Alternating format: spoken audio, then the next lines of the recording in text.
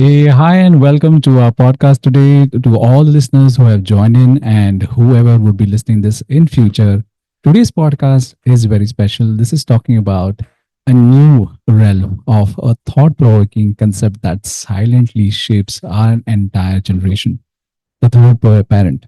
In the world of AI-dominated social media and personalized algorithm, a new parent has emerged, subtly guiding, influencing, and even raising generation Alpha, Generation Z, and millennials to a certain extent. So, what is this third parent? We are going to talk about that. It's an AI generated algorithm or an algorithm itself, an invisible force that knows your like, dislikes, and fears and desire better than you know about yourself. It entertains, educate, distract, and even model your behavior. But unlike traditional parenting, the algorithm doesn't care about your well being. It's a program to maximize your engagement with the application or the process that you're utilizing. So, what we're going to cover in this particular topic, we are going to talk about how algorithms act like the third parent. It curates content that entertains, but also manipulate attention span and behavior. The psychological cost of spending 10 minutes on social media and how highly stimulating content can fragment on focus and other aspect of your life, overload on your brain and impact on mental health. That is a cause. The third part would be long term influence on generation Z and generation alpha, which are going to enter into a workforce or already being into workforce. Millennials are actually facing a lot of many issues with those. And how algorithms shape identity, values, and decision making. That is what we're going to cover today. And finding the balance on how we can cultivate resilience, retain autonomy, and use AI as a companion, but not a controller. So, though these technologies are really dominating and they are dominating and they are here to stay, we can't have them totally regulated from our life because we are totally dependent on them. In a positive sense, we're going to know about that. Mindfully, we're going to create our dependency and codependency on this particular app, and we're going to strike a win-win balance in that. So, can we teach ourselves and our future generation to reclaim focus, critical thinking, and human connection while embracing the benefit of AI? So, stay with us. We'll try and decode complex relationship between human and algorithms, our third parents, offering actionable insight to help us more intentionally and all above more humanly. So, thank you for joining me. I am Abhijit, your host. I represent Wisdom Seed, and as a mental health professional from past 7 years and working with corporate for past 14 years, I have grasped a certain kind of wisdom on how we can control our own distractions, how we can be less engaged, more focused, and live our life more mindfully. So, welcome for today's topic. So, let's start. So, let's start with the first concept that we're going to talk about today. So, let's start. What is actually algorithm? We talk about algorithm. We have seen it. We have felt it, but we have to understand why algorithm or what is an algorithm and why it is important. Social media algorithms are designed to keep us engaged and coming back for more. The objective of these algorithms is to maximize our users' engagement and spend more of the time on platform. Now, when why algorithms were there in place is just because there have been so much of content on social media that if it is presented in its raw format, we would be confused to how what is the purpose of me being there. So always a user will ask what is there in me to be on this particular app. So this is where the algorithm has came in play, where they have curated the data as per as your likes, dislikes, your fear, your engagement, and based upon that, a kind of a profile is made, and according to that, a content is pushed in your timeline. So that is where we are we are making a lot of engagement in that particular part. So this is where we are making sure that most of the time we are putting those particular engagement as a part of our social algorithm, social media algorithm. So I would like to welcome Edwin. Hi Edwin, how are you? Good, sir. Good to go. Thank you. Thank you so much. I've just started. We are just waiting for other people. But then also, I have just given the context of the entire discussion for today for BYOB. That is why algorithm is called as the third parent, because third parent is all about how we are nurtured based upon our like, dislikes, and fears, and keeping us engaged into the platform. So that is where the third parent come in, which also affect our cognitive decision making, even also blurs lines between how we are going to be manipulated.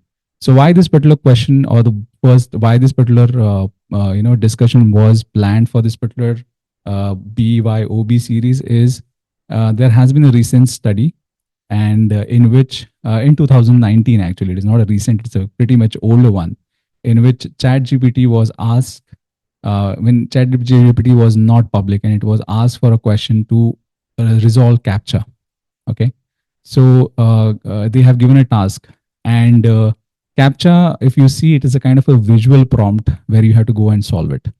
So in that particular process, and the scientist has given it an access to a hiring website. Okay, so this is where what ChatGPT done is, or AI in certain they have done is, they have hired individuals to resolve those particular captcha. Now, hiring individual was pretty much a part of algorithm, but how to get convinced other person to do the resolution of captcha. So they have come up with a logic. They said that the AI has come up with a logic that the person who was hired actually asked him a question that, are you an AI or computer or a person? So AI would have answered that particular question by saying, yes, I am an AI or a computer, but it formulated that particular effective lie, because of which the result was oriented. He said that I am a human with an vision impairment. So this is where it was a believable lie. It was an effective lie, and that's how he hired that particular person, and that's how he started resolving captcha. So what I felt like when we said that we have a control on AI, we have a control on AI, and AI are pretty much straightforward. But now we can see that the evolution of AI has becoming into a human being, which can lie to make effective results. So that is one thing that AI is really getting into. It is becoming more human than we expect it to be. And the kind of iPad kids that are coming up in generation alpha and generation beta, and already millennials have been facing those particular issue. We are still on the borderline, but I think as and when we would see this technology, it is far more engaging right now. In future, it is going to be far more engaging than we can ever predict, because of the algorithm that is going to read us more thoroughly, in terms of psychologically it is going to read us. So there was also an interview by Dr. Harare, who has been an author of Nexus and Homo sapien, if you have ever heard about him. So he have already said that AI is going to be so much acquainted with the knowledge of human spirituality as well, because into religion also, if you see, rabbis who actually go forward, Judaism is all about, reading the text, transcripting it. The Holy Bible is read, and there are a lot of text that has been, spewed out after every rabbi is reading it. So there is a lot of kind of a fundamental text, and there is a text that has been done by the interpretation of different rabbis.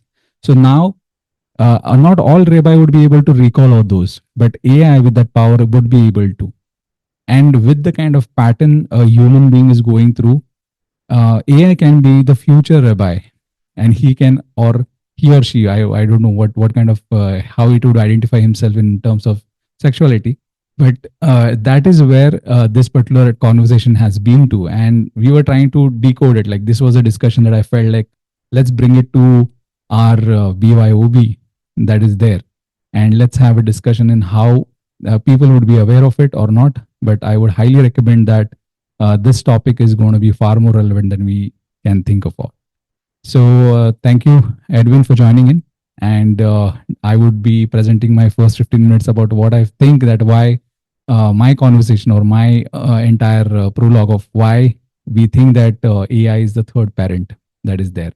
So first of all, we have to understand that why the algorithm was there. So algorithm was designed in order to make the content very much user friendly, or it is for me, or what is therein for me. Why user engagement? When user engagement was important, because all the applications are targeting towards advertisement.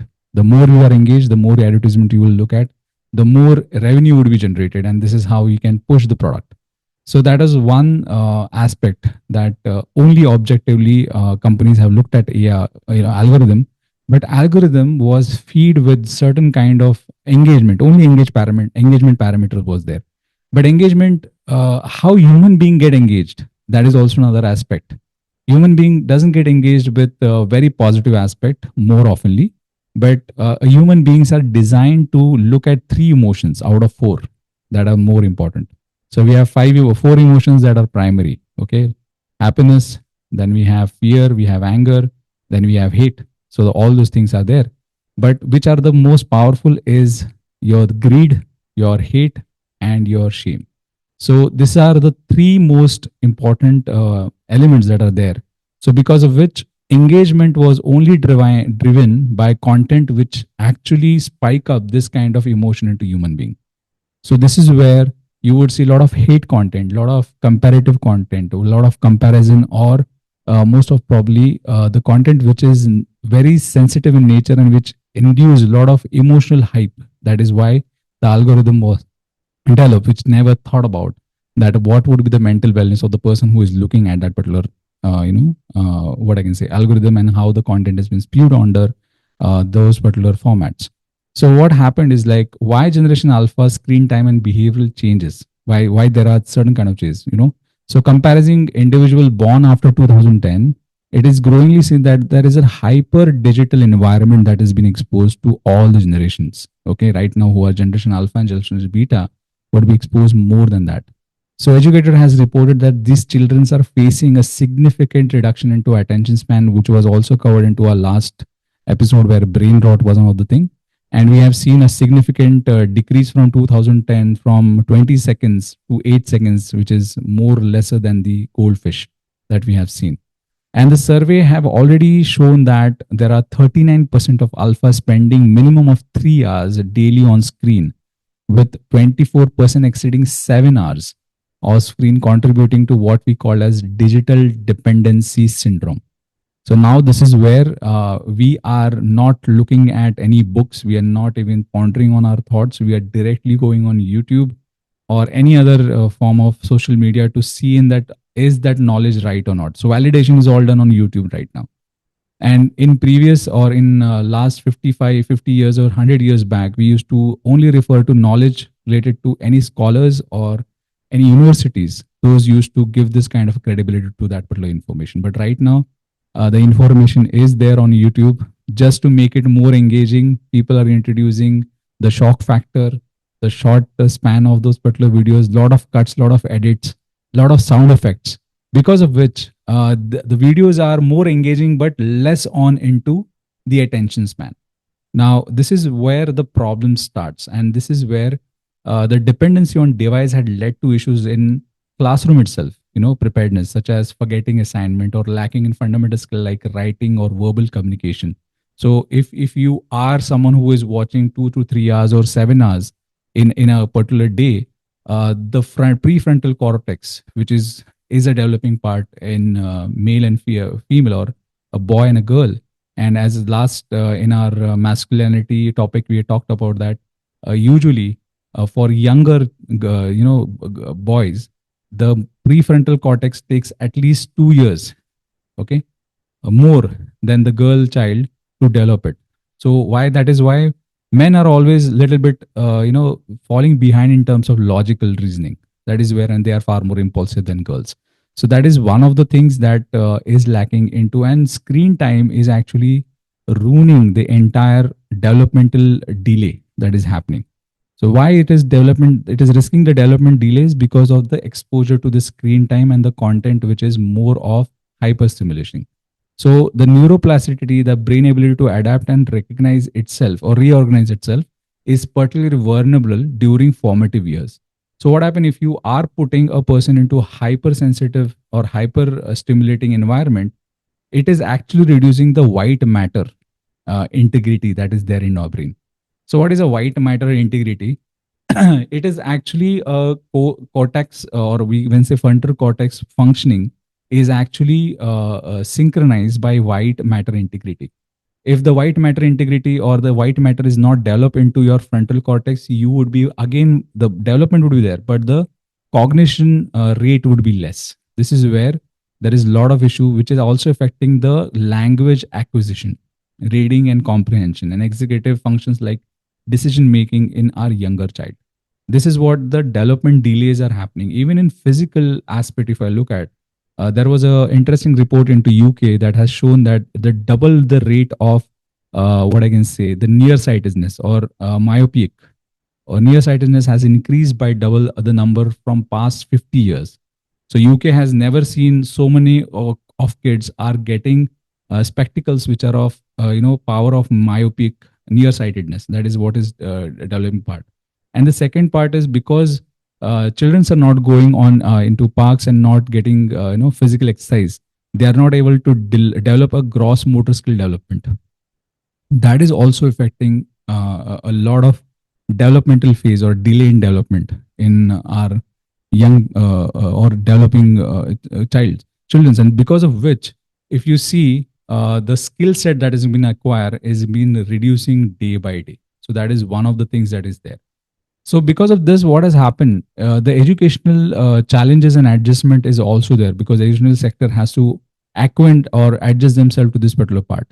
So that is where educations are not now also making or shaping their content into micro learning. So that is what also you can see into our HR function as well. When we are designing any content, we are putting it into, make it gamified, make it more just in time kind of a format. Let's not have a total 1 day workshop. Let's have a 3 hours, 2 hours, or at least 45 minutes kind of a session.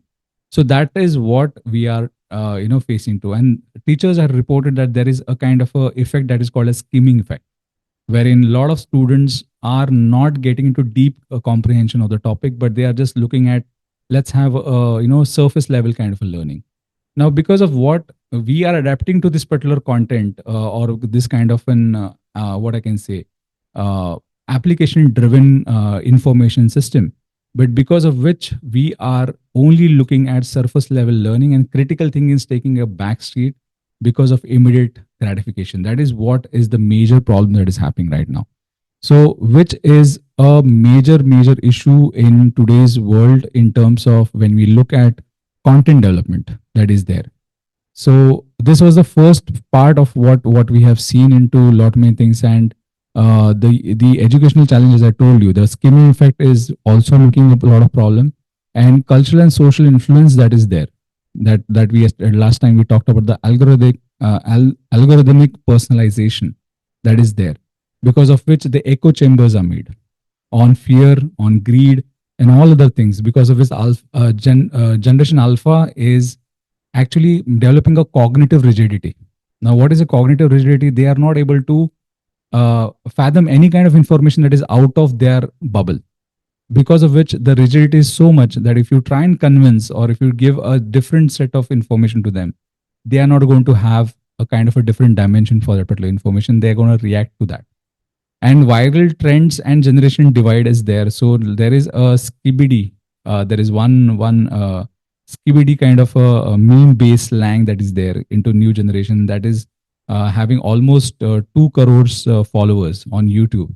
It is a animation series which is of no cognitive challenging content, but people are getting acquainted to that because of a lot of psychological issues that are there, because we are not able to we are more of an algorithm driven culture which is right now into that particular part. We are not making choices which are inherent to us, which are more driven by the cultural assumptions.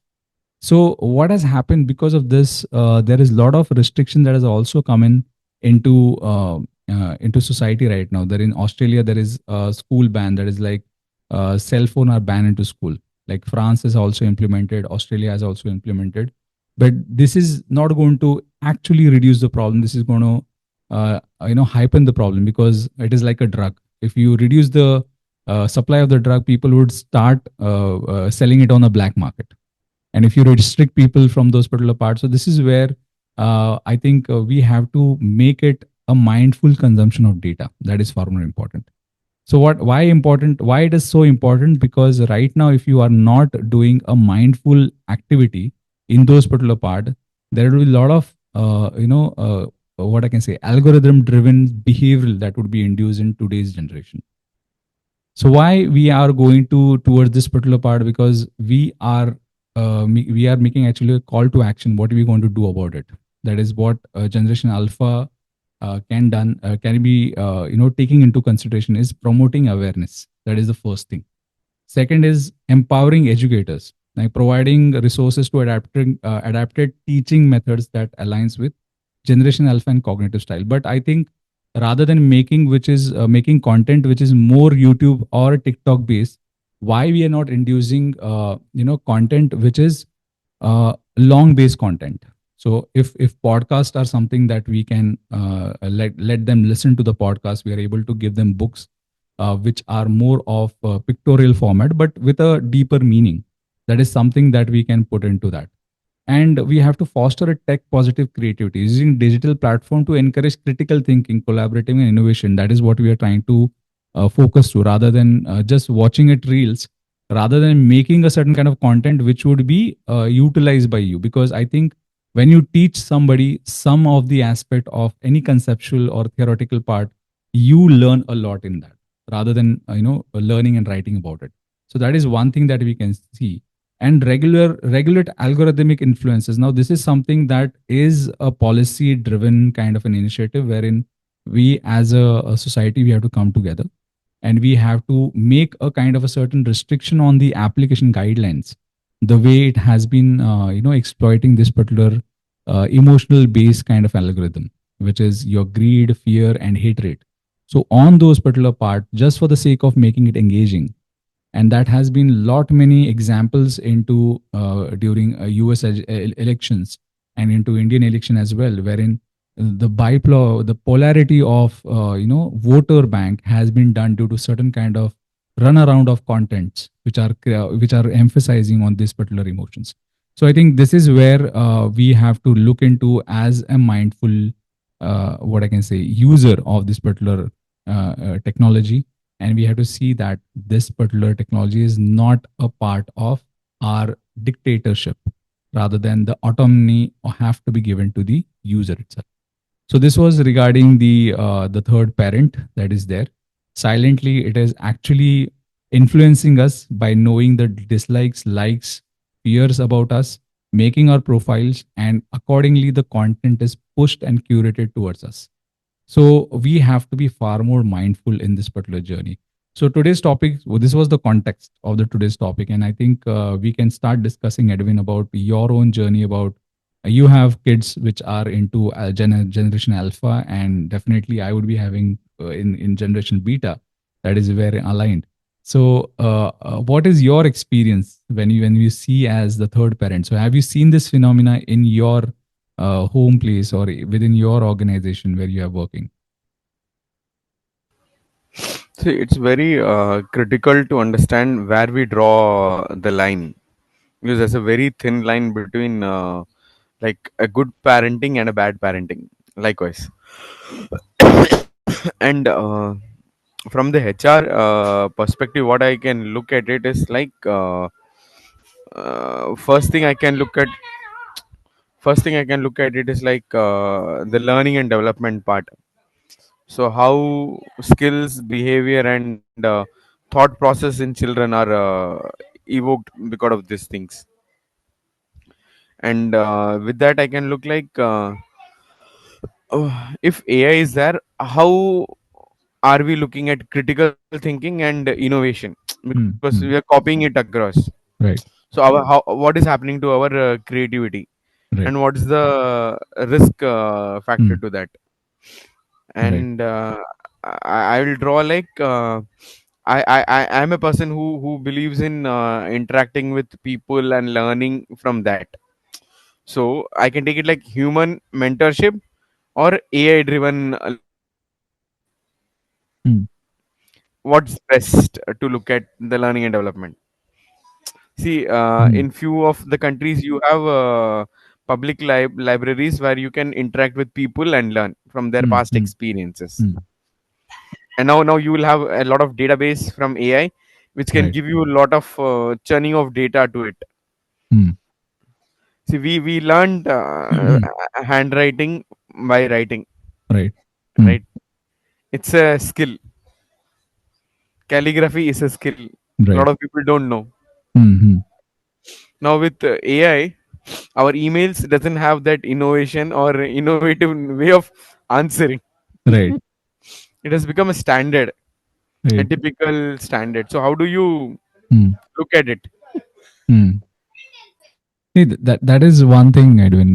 Good point that you have brought in. Because what I felt like, AI is going to make space in every domain that we are looking at. It is going to be there who is going to dictate the way we look at world, the way we look at our finances, the way you look at our technology, the way we look at our relationship, the way we look at our religion and spiritual journey as well. Because the example that was put in front of me and that has really shook me a bit more, where we have seen that AI is capable of making claims which we can't even think about. And even in chat gpt, when you pull certain information, if you go back to the footer of that and it says that please verify all the information is not true, or the chat gpt can lie or something like that. So it is always you have to take the information with a grain of salt, and that is very much true.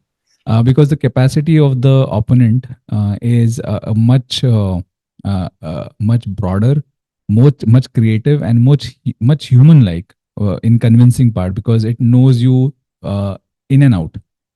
Just like we can't tell lie, or we can't make fool of our parents because they know us. And this is where algorithm is also, and I think it is far more I think brutal in terms of how algorithm know us, because I that time I was just looking at one of the prompt. Because once you have utilized ChatGPT for at least a year or something, maybe I have like utilized ChatGPT for a year, and if I have put in my question, a prompt like you know all of my prompts, so based upon my prompt, can you tell me about what kind of a person I am? Okay, this is a prompt. And if you put that prompt into ChatGPT right now, if you have utilized ChatGPT for past 1 year, so most of data, a lot of prompts that you would be have given it, it has created a profile of yours. And if you ask this question, I think 70% it would give you a right answer. Okay, whatever, if you have put those kind of prompt which are really personal to you, then it will try to put out that information there. But if you have logged in through Google, and I think Google also have your mail inbox attached to it, and I don't know what kind of information access we have given to ChatGPT to our Google accounts. So that is one other question. So Google also have a lot much, because I think Google Gmail I am usually utilizing it from past 12 years. So More than that might yeah, also more be than there. that. And I think even Facebook is connected to Google account, and like we are actually We logging have through linked a lot of accounts wherein accounts we to, had yeah. skipping the traditional thing. Yeah, Like we are. now a lot of Mm, companies will have SSO, that is single sign mm, on. single sign. एक Mm, account hai, you can go to multiple sign-ins. right. So to your point, I'll have an answer is like we have seen movies like Terminator, and you have seen like Will Smith movie, I robot. I'm Robot, I Yeah, Robot. yeah, So we had seen how they're also evolving their questions. So there's a right. very thin line, Mm, and to that I will divide like how are we balancing tech and human centric growth. Like when mm, we look at fostering development, mm, we are looking at like emotional intelligence, social skills, and mm, creativity. mm, And we also need to look at digital literacy. But how is emotional intelligence, social skills, and creativity can be balanced when you are mm, using a tech driven environment? mm, mm, And then we as HR professions or parents and educators mm, have to play a role which is ensuring a very much balance in that. And how are we looking at like more of offline activities mm, which can imbibe like screen fatigue reduction and right. improve the holistic well-being that Mm. can be looked at. So, but I want to ask you one question regarding this, because this has been into our mind. When I feel like when humans would be more mindful and they would be off screens a lot, there would be one AI who would be working relentlessly. Okay, so it would be like 24/7. It is going to work, and it is going to know about our entire society from whatever 3,000, 5,000 years of data that we have with us, from our engineering development till our medical development, from our financial, political, geoscience, all those things that are there.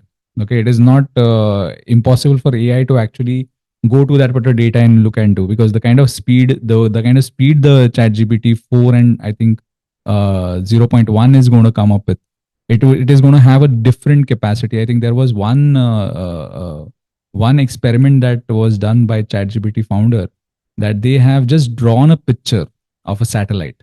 Okay, and they have just drawn a picture. They have not even given any prompt. They have drawn a picture of a satellite because I think the International Space Center requires a lot of energy to cool down. Okay, the internal environment and for oxygen generation. So there are a lot of solar panels that are there on our International Space Center. So they have just drawn a picture and they have asked GPT that how much of power I would require in order to make my this particular spaceship or this particular station cool down, or oxygen level would be there. So just by the clicking the photograph of that particular diagram, Chat GPT was able to solve that particular issue with a accurate algorithmic and calculation and giving resolution, which would have taken our scientific and the greatest brain in our world right now, current time, at least 4 to 5 weeks.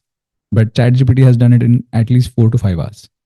So that is where ChatGPT or AI is going to head to. And when we talk about creativity and all those things, there was one again. I would refer to the interview of Dr. Harare. He has said there was one game called as Go in China. That is something that has been played by everybody in China in order to enhance your creativity, and just like chess, it is like a game like a chess, but it has more complexity, as Harare has said that. And I've never seen that game, but I think it is more complex than chess. And they have given this particular to AI, and there was a top player of China who were able to play. And there's a tradition in China that if you want to be successful in life, they take that as a symbolical way of, like, if you are able to play Go, you would be able to navigate through life more efficiently, because you develop so much of mental energy or resilience in playing that particular game that you would be able to apply all those principles into that. Now, when this particular thing was given to ChatGPT, uh, he says that ChatGPT was able to, initially was just learning the phases, and Harare has given an example that if you know of playing a game, okay, we'll have a certain kind of landscape. Here, I can go this way, that way. There would be a number of moves, possible moves by human and history. That this is how we can play. This is how I can make a checkmate after this. So there would be thousands of permutation combination invented by human. But this is like Harare says that this would be the entire knowledge of human being can be just one island on the world's map. But AI has gone to different dimension and started looking at a particular problem. So that is where AI is becoming more creative in solving problem as well. So now the question lies in that if AI is going to be super intelligent, super creative in coming time, even though we make screen time less, we try to be more human. Is it going to be? Are we going to be more productive? Are we able to survive together? That is one of the most question that I feel like. So when I'm just putting this particular part in front of you, that do you think that the human being has a chance, to make a living out of the skill set that he or she would be having in coming times? That is one question that I feel like for a discussion. What is your view on that? See, I think mindful AI practices is required for learning and development, and then we need to have self-discipline in tech usage. So that is one thing. We need to also look at ethical utility and risk factor. And then everybody is saying, AI is going to change the dimension of working thing. mm, But the thing would be like, people who would be able to use AI to take down the works will be the first replacing people who don't know how to use AI. yeah, right. See, all our administrative task, Mm, repetitive task can be mm, automated using AI. mm, mm, mm. So we need to look at strategy, and Right. strategy when you can use when you have some brain. Let's leave that some brain to people who have some brain. So it would be a challenge Ah, because it will be like cut, copy, paste people. right. See, engineering is one thing, Mm, xeroxing is one thing. So yes. did we make copycats or we Ah, made a good engineer? That's the right. question I leave. Mm. So, but the thing is like, yeah, it's a very good perspective to look at. But the thing is like, what I felt like that today AI has just one reached to one, another level that is there that it can speak with you. Now it has a voice modulation and voice interaction. Before that, we just have dialogues and script. Written words used to come and spew out. Now, if you can talk with AI, okay, that is one thing. A So if you, conversation can yeah, be done. conversation would be done. That is a module that is coming up. I'll take the movie Rajnikant movie robot. I robot. Yeah, ha robot wala. Right, right, Robot. right. So what he does it, he had Mm, first given him all the sciences and everything, right? One by one, mm, the terabyte of data is giving transfer. So our right, AI is also developing and developing. right. So it will become like a super man or a super computer Mm-hmm, which will control. right. I think there was a series which I had seen long back. It was like I don't remember the series part, but it was around 12 or 13 seasons. Mm-hmm, mm-hmm, So what it does, there was a person, a genius person. He created a super computer. So mm-hmm, and it can predict the future. And prediction, what it does, it used to predict who's going to die now next. right. So this super person had joined forces with a spy, like not 7%, and they used to go on saving the person who is going to die next, Right. because it will impact the entire thing. Actually, Mm-hmm, he uses the same principle like in, I think, Koi Mil Gaya. mm-hmm, The second part and the third part, Hrithik Roshan right, is creating a super computer which would look at future. right, right. So it's like our own perspective, like I'll give the perspective like Noble, uh, Alfred Nobel. He Mm, created the atomic bomb, right. the dynamite. Mm-hmm, It was actually created so that civilization can be brought to the next level, mm-hmm, but dynamite was used for destruction and everything. right. So he kept it to his heart. So he felt like, how we can make it right is, then he started the Nobel Prize concept. Mm-hmm, Let me give back to the society. right, So right. it's to us, how do we take it across. I think that's the perspective I have currently. Mm-hmm. So you are saying that means if I have understood it correctly, you are saying that we are going to get into that part wherein we look at AI as more of utility than those of or making it as life threatening or future dominating technology. Okay, so we It would be dominating our lives. There will be a lot of influences, uh, mm, and I think it will influence everyone's life. mm, mm, Life is not going to be easy. right. Mm, It will be more complicated. We as humans are not understanding human dynamics. mm, How are we going to understand the tech dynamics right. when there is somebody which can learn Mm, on its own? mm, mm, mm, Normal human conversion itself, we are facing a lot of challenges right. between a relationship. Mm, mm, Now, how do we take situations which are not in our mind?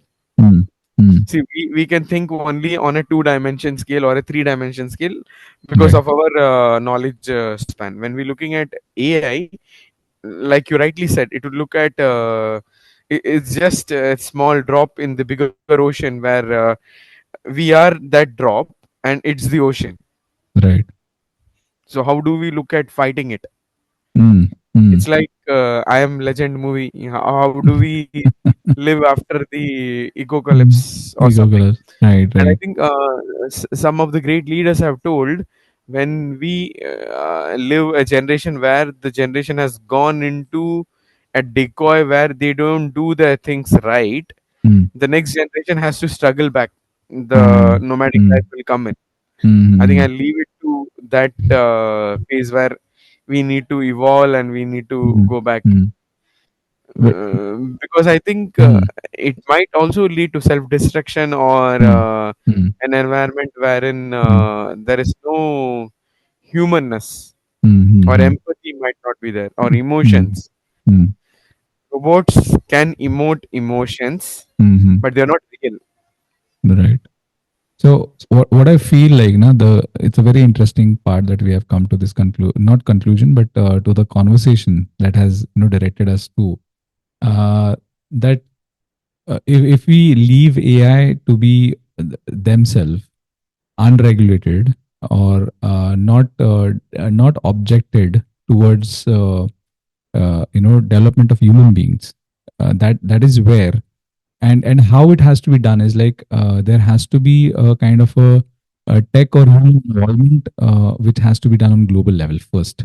That in terms of like last time we discussed about like we have to have a human intervention to look at what is the effect and causality, how it is affecting the society or human on a broader spectrum, and how एक human को affect कर रहा है तो definitely social and economical and all aspect would come in the play, even spiritual to certain level. So that is the next frontier of human being to actually monitor what AI's effects are there on humanity. That is there, that is created from us only. It is more of a kind of a virus that we're looking at because right now, why? Because we are not able to tame it. We are looking at it as a rampantly spreading kind of an application. We are adapting towards it. We are just incorporating it without looking at because this kind of we are into a transition stage right now. We are looking at this particular technology as more of a adaptability than to what is the causality. Okay. Now we are just adapting because it is a lot of good things that are looking at. Now, वैसे था ना that right time when time sugar was invented. A lot many people like including sugar in all things like we have in sauce, we Everything, have in anything and pasta, everything. yeah, anything and everything that we are putting sugar.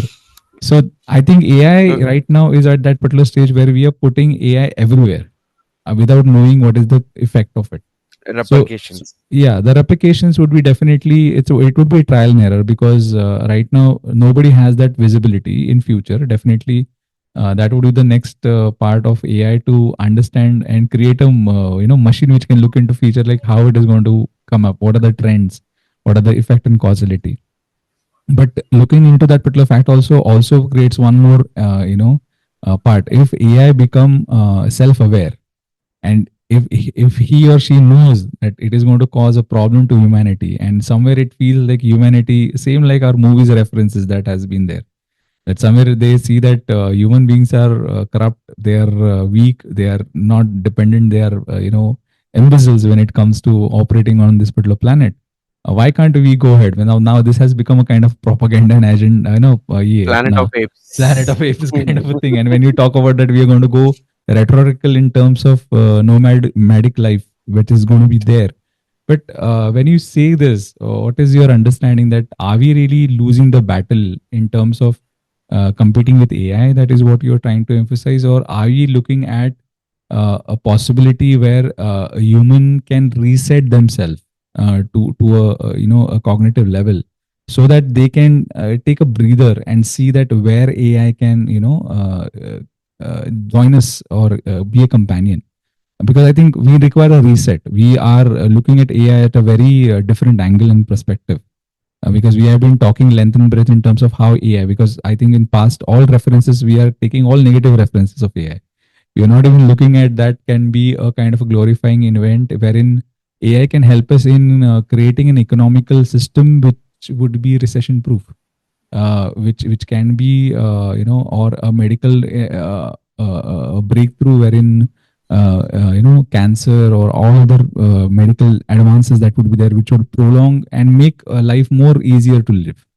So even energy conservation or creating new avenues of energy, That is where we have to look into. But why we are so much fearful right now? What do you think? Like why human beings are referring to all the negative aspect that is there into movie? Because we have given AI, robot. A robot also have that villainification of AI because he falls in love and he tried to become human. So that is one thing. When AI becomes or try to become human, it becomes enemy of the human. That is another thing. We can't have एक एक man में दो तलवारें नहीं चाहिए. That is what the entire concept becomes. Because this is where the ego comes, right? So this is where human being would be like, यार ये मेरे से पैदा हुआ है, it should not be my father. It should be like my kid. It should not go there. But the kind of growth that is we are able to see, we can बाप see it बाप is होता है, बेटा बेटा होता है, but बेटा this बाप is के ऊपर चला जाता है. जाता है ना जाता है. That is what the generation gap is all about. Generation gap is all about. So when you look at this particular conversation in that particular limelight, where we see that are we only looking at the negative part of it? Are we looking at the destructive part of it? And if it we are looking at it, why we are looking at it? What comes to your mind? Why it is there? See, I'll take it like I've been using ChatGPT for a lot of time, but I still stick to my way of looking at research. Go to Google, look at different articles, what is the perspective and what's the predictions. Right. See, AI has a lot of advantage as well. Like Hmm. lot of tasks which I would take, like looking at a policy development or some kind of write-ups or everything. It can give me a framework. Hmm. So Hmm. it's an enabler. Right. It is like the same topic like technology. Is it a boon or a bane? The topic Hmm. we are having a fight from decades. So Right. that topic AI is also a similar topic where it is a boon or a bane. Hmm. People have to take a call depending on its Hmm. utility. Hmm. When we are looking at Hmm. medical records or medical advancement, it can give us a lot of suggestions, Right. or it can look at a lot of possibilities and permutations and combinations Hmm. which we might not look at it thinking. Yeah. Like I'll take the movie reference itself, Hmm. Robot, Hmm. where there's a pregnancy case and it looks at a possibility where it referred to our old uh, ma- uh, books, and it looked at a situation wherein the person's bone can be moved in, and then the birth can be taken in across. Right. So see, in a normal situation, a father usually doesn't do a surgery on his own family member Right. because there's a fear, Hmm. Hmm. there's Hmm. an emotional Emotions comes in. Yeah. connect. Hmm. There AI will not have a conflict because it is looking at rationality. Hmm. Hmm. So how do we define the Hmm. balance Hmm. there? Emotion, Hmm. Hmm. rationality, and Hmm. approach. Hmm. And risk factor would be very critical when you're looking at like privacy. I think when we were taught marketing, our faculty, our professor had given a reference where Amazon had created an issue. Hmm. There was a girl who was pregnant. She Hmm. was out of her age, like below Hmm. age for Having a healthy pregnancy. Hmm. pregnancy, and Hmm. she was ordering a lot of things from her parents' account. So the Amazon started suggesting a lot of vitamins and everything. Hmm. Hmm. Hmm. It's an AI. See, they are Right. been using our data for a long of time, Right. and our SEO, Hmm. simple thing about learning. Right. If you look at digital marketing in that Hmm. perspective, Hmm. Hmm. and for medical records and everything, it can give a lot of suggestions. So Right. it is good. It depends on the user how we take it. Hmm. Another Hmm. synergy I can look at it is Hmm. I think Tom Hanks. There was a movie called Sully. Sule. Hmm. So Hmm. it's how the Story. aircraft was Hmm. landed on the Mississippi River, Hudson. Hudson Pita. Hudson Hmm. River. Hmm. We were questioning the pilot once he has done that job. Right. See, they were also doing what do you say, gamification of that scenario, and then Hmm. they did, boss, you could have landed in the nearest airport or something. Hmm. At that junction, it was his Hmm. decision. Hmm. Hmm. Hmm. Those decision AI can take, Hmm. but Hmm. will that be able to execute it? Hmm. Hmm. End of the day, it's a question mark. Hmm. Hmm. And mm, another thing I can look at it like the governance part is, mm, I think we have ISO 26001, which is talking about social responsibility. Then I think we have ISO 31000, which is talking about risk management. mm, mm, And I think we also have a draft from ISO 42001. mm, mm, We have a draft which is talking about AI management system, mm. which is focused on governing AI. So I think compliances would be brought in to have ethical use of the system. Right. But as we say, when there is a good and there's a bad, both ways are the, क्या बोलते हैं, एक पहेली के दो पल्लू ही है. Mm, आप mm. किस नजरिए से उसको यूज करते हैं, that is very critical I suppose. Very true. And I think this is where the value system means once you have a brain and second you have a heart. And I think in this particular a very good point you have raised that where we are supposed to draw a line, where we have to trust the heart more than the brain, and where the brain and the heart would come. Now that is where I think this is the main conflict, because AI is going to be the brain of upcoming generations, and that is how we would look at very blunt, very clear, emotional less decision, or a pattern that would be given to the person, and then he would be like, it is like just pushing on the button for atomic bomb that has to be dropped onto Hiroshima. That is a conscious and ethical move that we had to take, because it would come to a conclusion, it would push you to the conclusion that this is what had to be done. Same that I would like to quote an example from the Avenger movie, wherein Doctor Strange, when Iron Man asked like how many possibilities that are there, that this war would be with us, or the result would come in our favor, and he just at the end he just say one, and that one is actually how Iron Man executes it. It's totally different than we feel like. We feel like what that one would be: killing the Thanos, or dying for that particular purpose. Okay, so I think this is where we are going to be more of a person. We are someone who is going to integrate more. Okay, hi. So what I He feel is like that not is visible in he is come just in the. merged into background. Yes, yes, yes. வேற கேமரால வந்தீங்கன்னா தெரியும் நீங்க. So this is where I felt like na, ki the sacrifice of emotional responsibility and the pain of decision would be a part which would be relied on human beings. Though the decision would be taken and given by the AIs, the pushing the button and taking the responsibility would be part of a human being. If at all AI allow us to do that, that is again a question.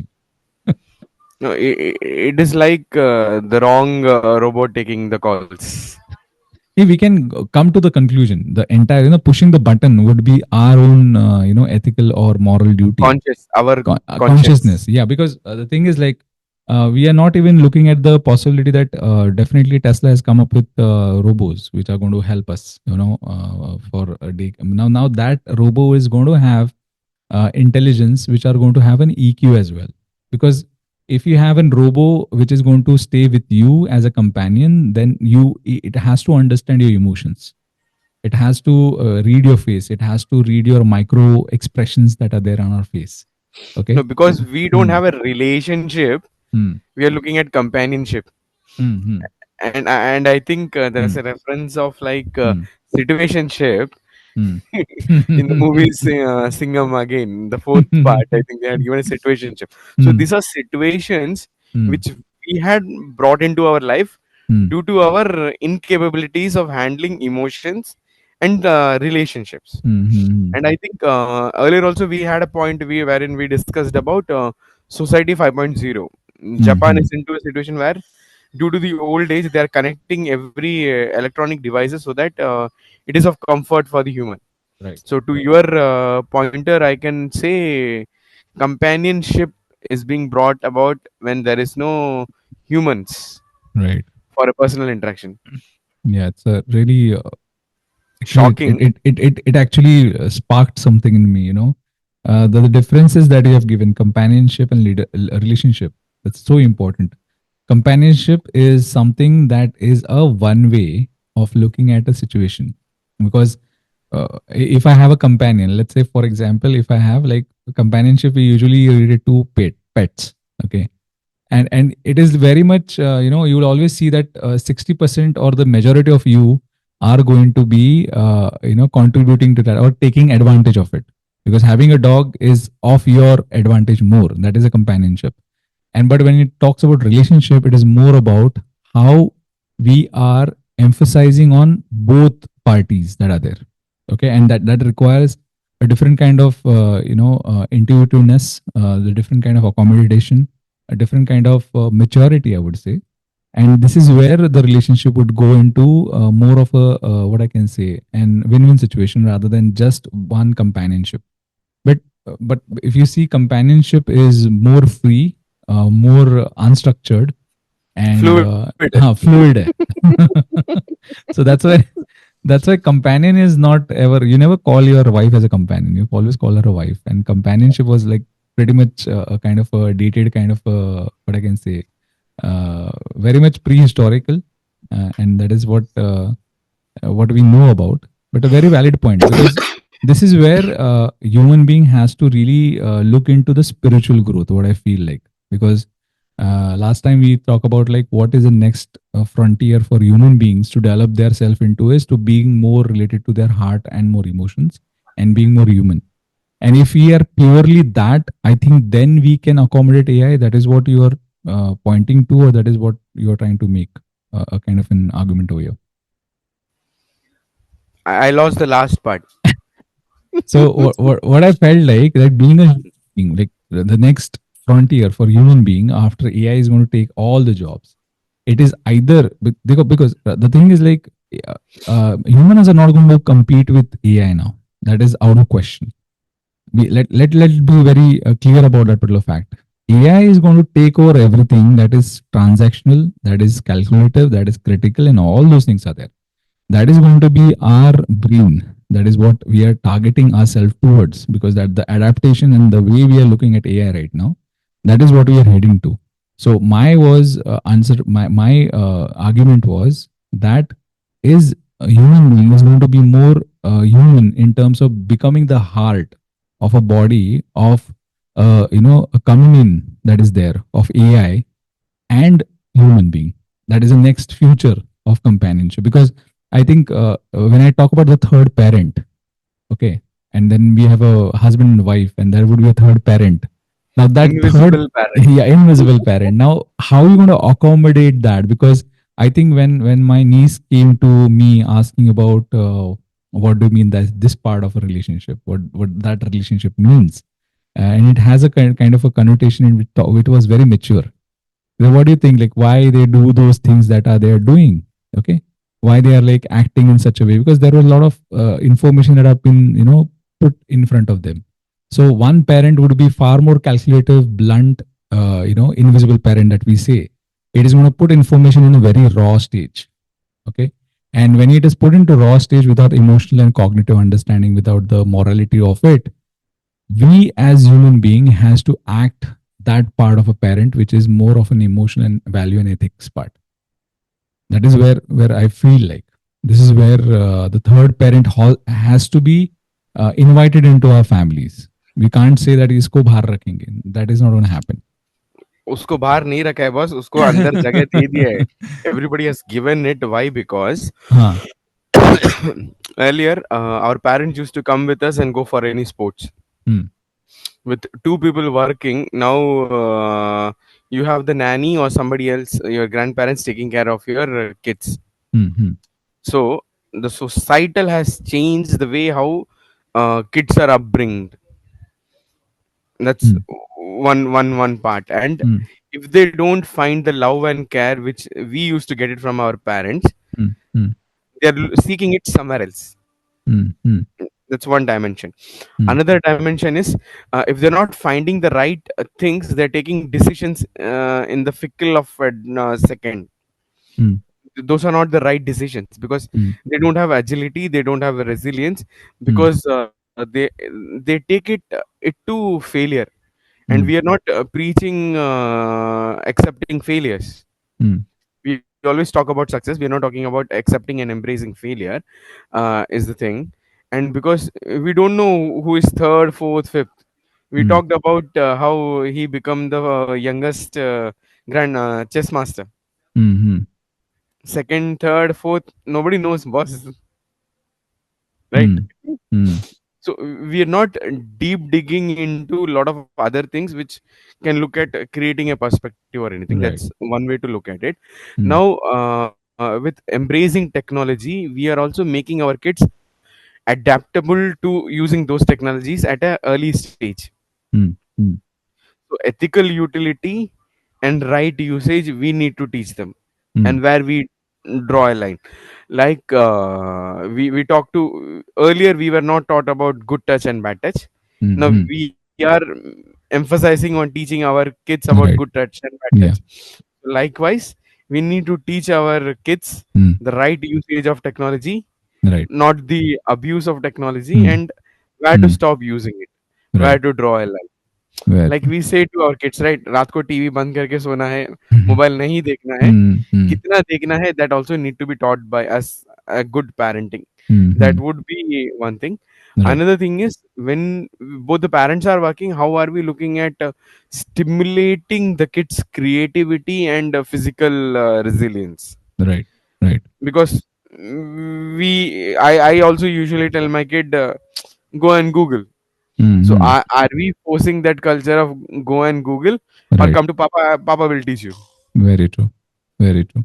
So like that was one of like that was what I started with, that we have to become the heart of the family, and the brain of the family would be somewhat outsourced to AI after a certain point of time, because that is how evolved it would be. We are already doing it. We are, we have definitely not put it aside. We have not put it outside of the doors. We have incorporated us into different aspect on a very sparing level. But the true utility of AI would be wherein we are making ourselves as more sensitive parenting and more humanized in that particular part. So that is there, definitely. Okay. So I think that was pretty much a wrap in terms of how we are looking at AI and the third parent. Because I know, because the next generation, the generation beta which is going to start into 2025, they are going to have AI with them till the time they are going to reach colleges and schools as a companion, and that would be one of the most I think toughest time for parents to actually see them as a third parent, which is going to directly influence their choices of society, of their identity, of how they look at the jobs, the world. Because the information would be very much distilled, very much personalized, very much appealing, and very much the answers would be very convincing than what we as a human can give. So this is where I think we can wrap the entire conversation that is there. Any final words, Edwin, that you want to add up? Okay. When we are talking about this thing, what thing clicked my mind was, we didn't have a social account earlier. Hmm, hmm. So your background verification used to happen. Now Right. also background verification happen. Hmm. We are also doing social engineering, where Right. we are looking at our digital footfall, Very true. Right. So now जो बच्चा born हो रहा है, उसका Instagram account and everything is getting created by the parents, and who हा ही हा, all those gimmicks and everything. Hmm, hmm, I'll say gimmicks because a child is innocent. hmm, hmm. He's losing that innocence with this digital transformation. Very true. That's one thing. Hmm, And social, because of social engineering, hmm. there are a lot of fraud and fraudulent transactions, those things, Very true. identity theft, those things are Hmm, also happening.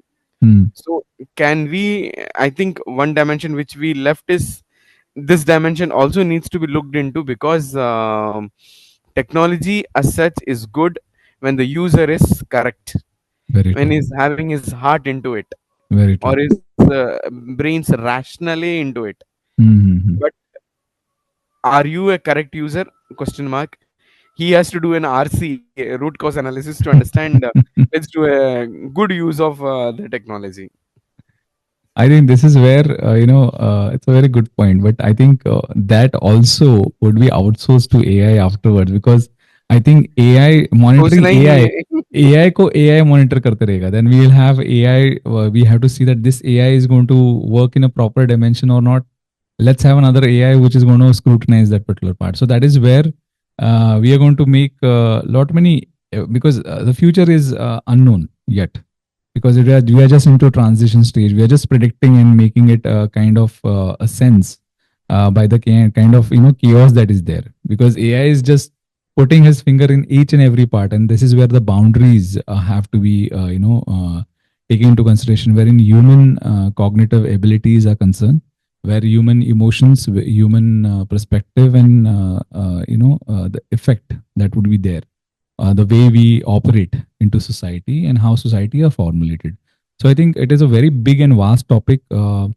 AI is going to being a third parent would always bring certain surprising elements, certain devastating elements, and certain good elements as well. But are we prepared as a human being to identify it as a third parent and giving that kind of gravity to that particular situation, rather than just keeping it as an unmonitored, just an entertainer, or a content absorption, or a content, a tool, rather than looking at a kind of an humanized computer which would influence our decisions. So this is where I would leave this particular conversation. I think whoever is listening to us, or whoever would be referring to this particular episode of Bring Your Own Balance, that would also can write up their questions into the comment box and reach out to Edwin or me in terms of any aspect that you feel like needs further clarification or discussion. And I would really thank Edwin for being part of this particular conversation, as always, with the insight and the dimension that this particular conversation has gone into. We started with an, as a part of an silent intruder into our life, but now it is going to be a well identified, well curated, and well monitored member that would be a part of our family. And this is going to have a direct influence on our behavior and as well as a culture. So, thank you to all listeners. Thank you, Edwin. And we will definitely meet for our next episode that will be there in next week. So, thank you so much. Have a lovely evening.